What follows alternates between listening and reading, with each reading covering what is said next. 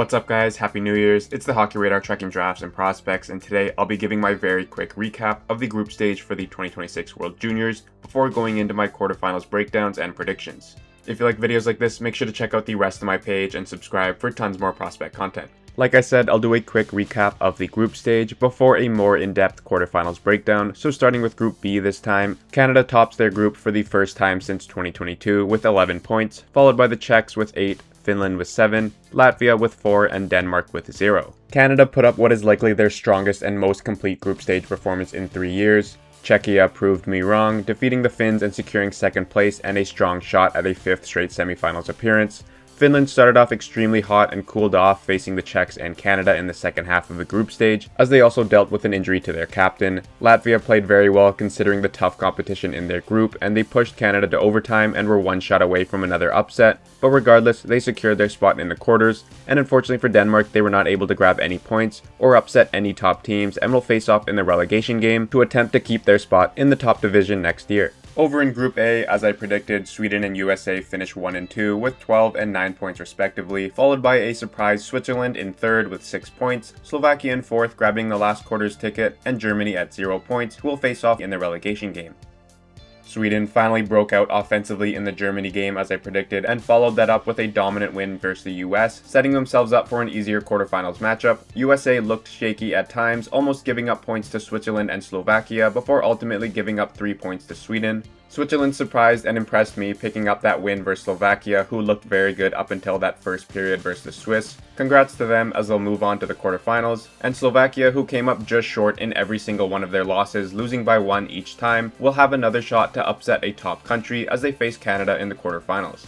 Just a quick group stage recap. I did not want to go into too much details until now as I get into the quarterfinals matchups. In Game 1, going by the schedule, the earliest matchup is Sweden-Latvia. Like I mentioned, Sweden started to heat up offensively at the right time as they scored just 7 goals in the first 2 games before exploding for 14 goals in their next 2 games. Sweden is looking very scary offensively as 9 forwards have at least 3 points on the roster and 6 of them have at least 5 points as they are getting production from up and down the lineup, which is huge in these knockout stage games if your first or second line is getting shut down. On defense, several of them have stepped up as they came into the tournament with no real established number 1 D like they had last year with Sandin Pellikka. Some of the lesser known names on the D-core, Felix Carroll and Felix Orkvist, have impressed, so has their top guys like Salim Wallenius, Sasha Boumediene, and especially Alphonse Frey.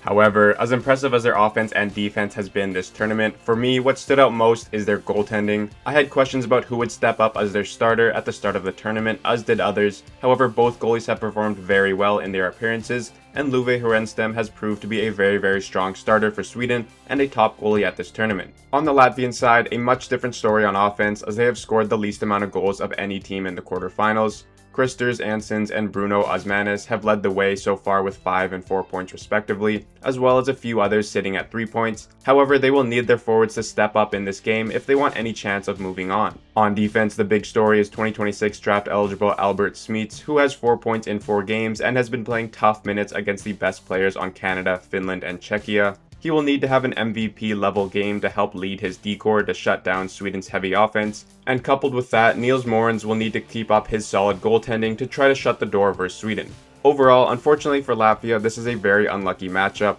There are some impressive pieces here for Latvia, however it's just a huge difference in talent compared to the Swedes, and as good as Latvia could possibly play, I think Sweden's offense is inevitable. I think Latvia will push hard against Sweden, maybe put up a couple goals, but ultimately Sweden will walk away from this one with a 5-2 or 6-2 win over the Latvians and move on to the semis. To game number 2, we have Czechia against Switzerland. Like I mentioned, Czechia proved me wrong and finished top 2 in their group, giving them an easier opponent in the quarters, as finishing 3rd would have meant facing off against the US. Vaclav Nestrasil and Wojtek Cihar have been leading the way on offense all tournament, now up to 6 points and 7 points respectively.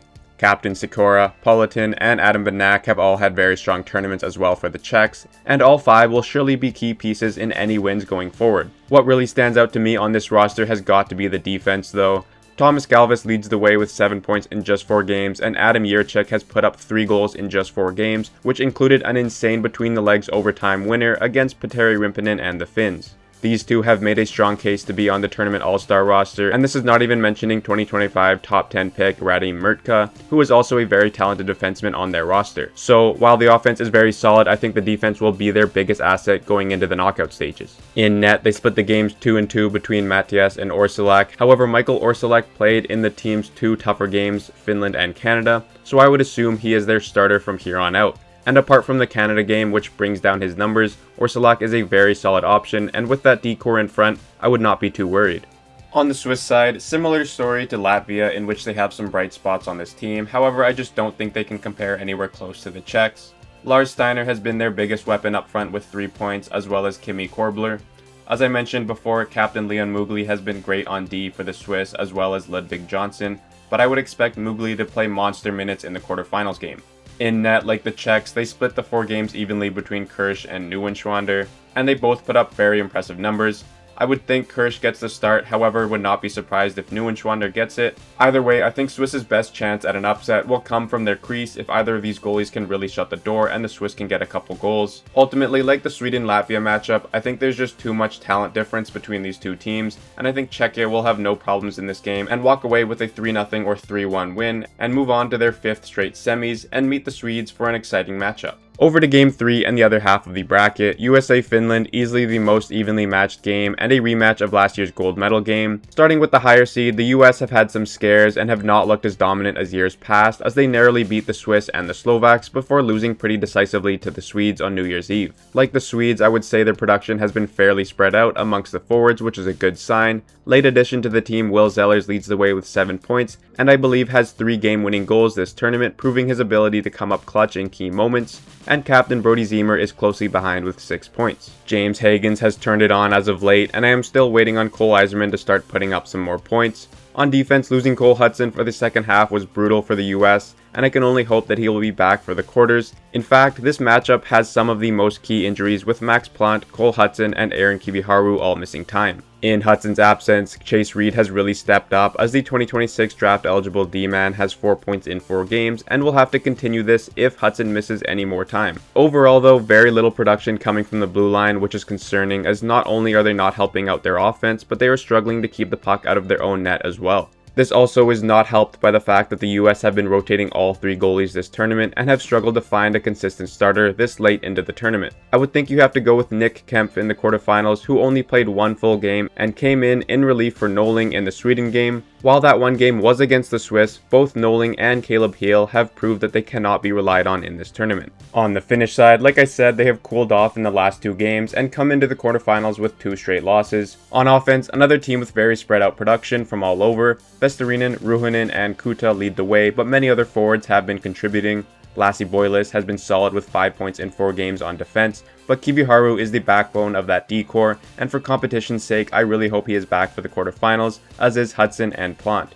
In net, Rimpinen has definitely not had the tournament that he imagined, however no one will care about his group stage numbers if he can turn it around during the knockout stages and shut the door on some talented US forwards. This will be the closest game for me, wouldn't be surprised if it goes to overtime, and I honestly see it going either way. For prediction purposes, I will take Finland in overtime 5-4. As both teams have showed that they are capable of scoring in bunches. However, I think USA's struggles in net and their weaknesses on D behind their top 2 or top 3 defensemen will really become apparent in this game. Couple that with Finland's ability to score with 4 full lines and their experienced D-core and goalie, and that's the reason why I have Finland winning this matchup, sending the reigning champs home early with no shot at a medal. Lastly, the Canada-Slovakia game with a chance to face the winner of Finland-US. Like I mentioned, although sitting at 3 losses, Slovakia came within 1 in every game, and that was against both powerhouses US and Sweden, so I expect a hard-fought game from the Slovaks here, especially with Canada's struggles to keep the puck out of their own net. Up front, Thomas Krenko has had an unreal tournament so far, making his case for the All-Star team with 5 goals and 8 points in 4 games, including a hat-trick, and Adam Nemec is right behind with 5 points in 4 games. This offense has been carried by their 2 young draft-eligible forwards so far. On defense, Luka Radivojevic and Adam Beluska have produced well offensively and are their most reliable defensemen, and in net, Michael Prattle has kept them close in every game, and I expect him to do his very best at that again against Canada.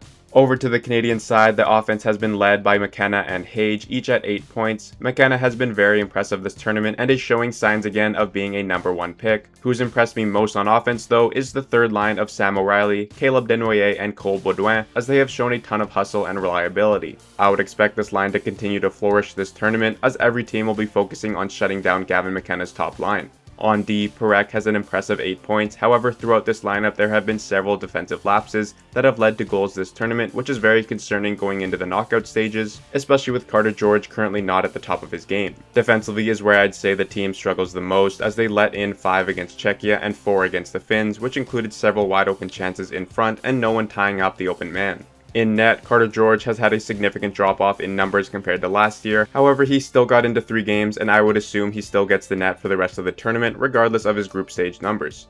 Ivankovic had a great appearance and I wish he had gotten one more game at least, but I don't think that will happen at this point. I think there could be some upset possibility here, with Slovakia being so close in every game and being one shot away from tying it, especially with Canada's recent performances in the quarterfinals. However, I think Canada's skill and talent will ultimately be too much for the Slovaks, and in a tight contest, I expect a 4-3 or 5-3 win for the Canadians to advance to the semis for the first time in 3 years. So in all, I have Sweden, Czechia in the first semis matchup, and Finland-Canada in the second. I expect some really good games in the quarters, with Finland-USA being the most exciting and most 50-50. Let me know your guys' thoughts and how you think the quarters will go. Once this round is over, I'll do a recap on the quarterfinals, and then do a semifinals and finals predictions on Saturday. Like and subscribe, and stay tuned for tons more prospect content.